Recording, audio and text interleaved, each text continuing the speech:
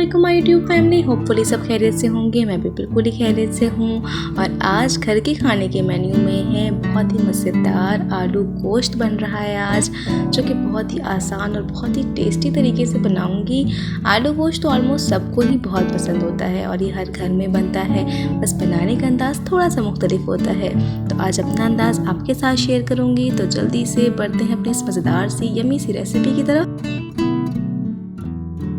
इसके लिए मैंने सबसे पहले कढ़ाई में ऑयल गरम कर लिया है। जब ऑयल गरम हो जाए तो मैं इसमें शामिल कर दूंगी चॉप किए हुए प्याज। 2 बड़े साइज़ के प्याज ले लिए थे, जिनको कट कर लिया है, चॉप कर लिया है, ये शामिल कर देंगे।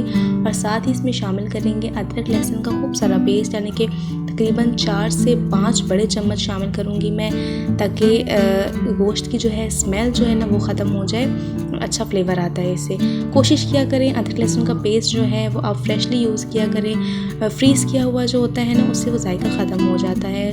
जब आप कुकिंग करें तो आप न्यू पेस्ट बनाएं, इससे जायका बहुत अच्छा आता है। इसे हल्का सा सौते कर लेना है। उसके बाद आपने शामिल कर देना है मीट। मैं बीफ के साथ बना रही हूँ, आप चाहें तो मटन के साथ भी बना सकते हैं। सेम रेसिपी होती है, बस यहाँ पे मीट डिफरेंट होता है। तो मैं यहाँ पे बीफ से बना रही हूँ। और साथ ही जो आपने मीट लेना है यानी बीफ लेना है वो विद बोन लें, इससे बहुत ही अच्छा जायका आता है, खाने में टेस्ट अच्छा होता है। बोनलेस मीट से इतना टेस्ट अच्छा नहीं आता है जितना उससे बोन से आता है, क्योंकि इसकी यखनी निकलती है तो बहुत ही अच्छा फ्लेवर आता है। साथ ही मैं इसमें शामिल कर दूँगी टमाटर, इनको रफली कट कर दिया है। ये 2 बड़े साइज़ के टमाटर हैं, इनको रफली कट कर लिया है, ये शामिल कर देंगे। और फ्लेम मैंने अभी मीडियम टू हाई रखा हुआ है। 2 से 3 मिनट में भुनाई करूँगी इसकी। और साथ ही मैं इसमें कुछ मसाले शामिल कर दूँगी, जिनमें है नमक, लाल मिर्च पाउडर, हल्दी पाउडर और है ज़ीरा पाउडर। 1 टेबलस्पून तीनों चीज़ें हैं। और नमक आप हस्बे जायका शामिल कर दें।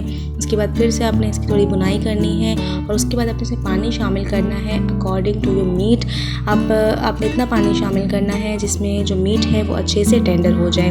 तो मैं उस हिसाब से पानी शामिल करूँगी। जब पानी में अच्छा सा उबाल आ जाएगा तो उसके बाद मैं इसे ढक के तकरीबन 40 से 45 मिनट में इसे कुक करूँगी, ताकि मीट अच्छे से टेंडर हो जाए।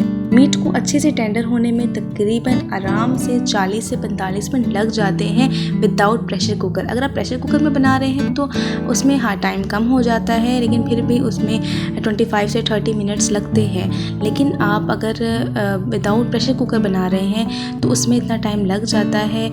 लेकिन मुझे समझ नहीं आती है कि जब हम कुछ वीडियोस वगैरह देखते हैं या हम किसी की कुकिंग देखते हैं तो उसमें तकरीबन 20 से 25 मिनट में कैसे मीट टेंडर हो जाता है। मैंने भी बहुत बार ऐसा ट्राई किया है, मगर ऐसा होता नहीं है। हमें तो 1 घंटा लग ही जाता है प्रेशर कुकर के बिना अच्छे से टेंडर होने में। तो मुझे फ़िलहाल 40 से 45 मिनट मैं इसे रखूँगी। उसके बाद मैं इसे चेक करूँगी, अगर अच्छे से मीट डन हो गया तो फिर मैं आगे का नेक्स्ट प्रोसेस करूँगी।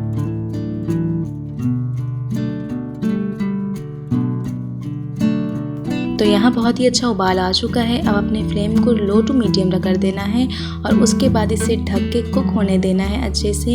हाई फ्लेम पर कुक नहीं करना है, नहीं तो पानी खुश्क हो जाएगा और मीट टेंडर नहीं होगा। पानी आपने इतना ही रखना है और उसके बाद इसे ढक के मीडियम टू लो फ्लेम पे इसे कुक होने देना है।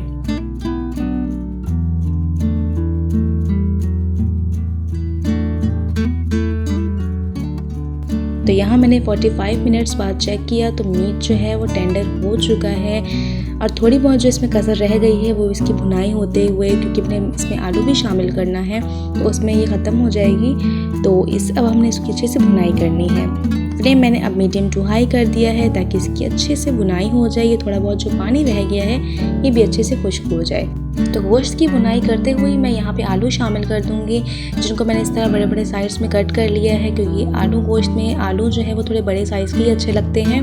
तो ये मैंने शामिल कर दिया है ताकि आलूओं की भी भुनाई हो जाए मसालों के साथ। और फ्लेम मैंने मीडियम टू हाई किया हुआ है।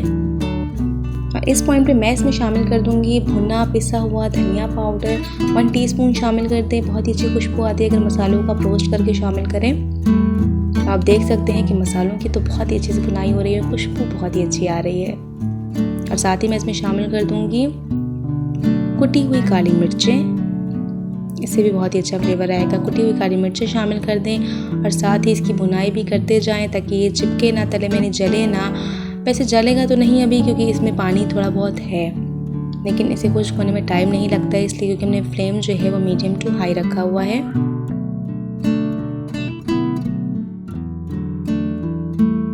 जब आलू गोश्त की अच्छे से भुनाई हो जाए, ये अपने तले को छोड़ने लगे, तो इसका मतलब है कि इसकी अच्छे से भुनाई हो चुकी है। तो हमने इसमें पानी शामिल करना है, क्योंकि आलू हमारे गले नहीं हैं अभी, तो हमें इनको कुक भी करना है। तो इस हिसाब से हम थोड़ा सा इसमें पानी शामिल करेंगे, बहुत ज़्यादा पानी शामिल नहीं करना है, नहीं तो आलू भी ओवर कुक हो जाएंगे और मीट भी टूटने लग जाएंगे। तो इस वजह से थोड़ा ही पानी शामिल करें।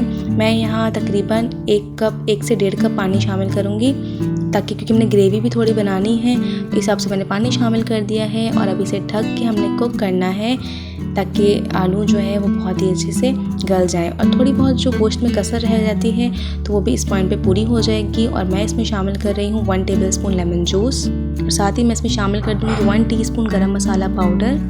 मसाले की भुनाई के वक्त मैं इसलिए शामिल नहीं करती हूँ कि जब हम भूनते हैं तो मसाले जो हैं वो काले हो जाते हैं, तो इसलिए इसको लास्ट में शामिल किया करें, ताकि अच्छा फ्लेवर भी आता है और कलर भी अच्छा आता है। बस जब इसमें उबाल आ जाए तो इसे ढक के कुक होने देंगे।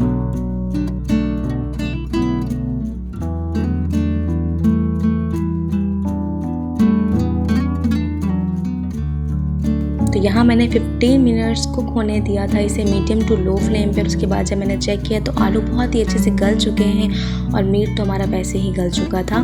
तो यहाँ पे ये डन हो चुका है। बस लास्ट में मैं इसमें शामिल करूँगी सब्ज़ धनिया और सब्ज़ मिर्चें, और उसके बाद मैं इसे करूँगी सर्व।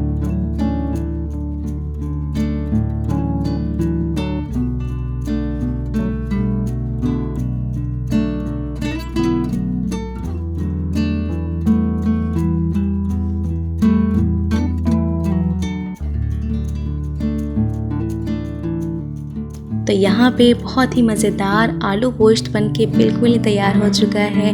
बहुत ही मज़ेदार और बहुत ही आसान तरीका था। मैंने अपना अंदाज़ आपके साथ शेयर किया ताकि आपको आइडिया हो सके कि मैं किस तरह बनाती हूँ, और होपफुली आपको ये रेसिपी पसंद आई होगी। अगर आपको मेरी रेसिपी पसंद आई है तो प्लीज़ मेरे चैनल को लाइक शेयर सब्सक्राइब करना बिल्कुल भी मत भूलिएगा, ताकि इसी तरह की मज़ेदार घर के खाने की वीडियोज़ मैं आपके लिए लाती रहूँ। तब तक के लिए अपना बहुत सारा ख्याल रखें। अल्लाह हाफिज़।